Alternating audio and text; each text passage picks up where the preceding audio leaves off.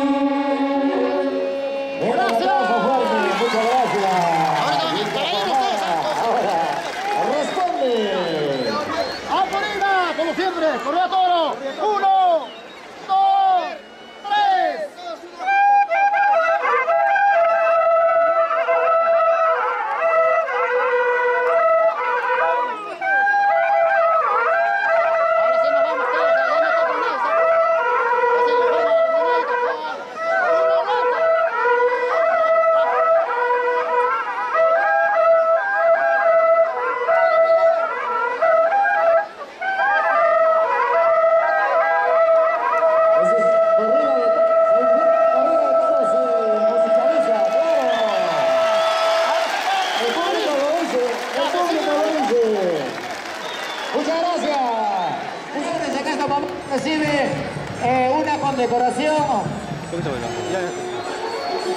de la Municipalidad de Villa María del Triunfo, declarando hija predilecta, embajadora del Torino. Palmas fuertes, señoras y señores, fuertes los aplausos. Date vuelta. A la revista. Sí. Ahí está nuestro gran hermano difusor. Enséñame. Está pendiente de la cultura nacional. Rómulo Guamaní Janampa, el gran maestro internacional que ha recorrido el mundo entero. Llegó hasta el viejo continente. Date vuelta.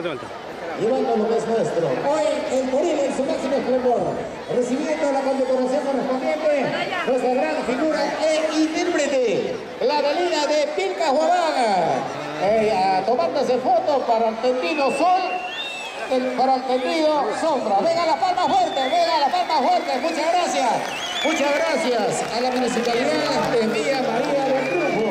Qué bonito respaldo. Aquellas personas que se dedican a lo que están inmersos dentro de este marco que es hacer cultura viva, cuya voz de Pilcahuamán, cuya voz viva que emerge desde lo más recóndito de ese trapecio. Está el güey, han salido totalmente entusiasmados y es justo necesario, claro, es justo necesario, todo en su hora. Tenemos dos galerías, es temprano, pero vamos a cumplir la tarea. Ya, ingresa maestro, por favor. El caballo de paso.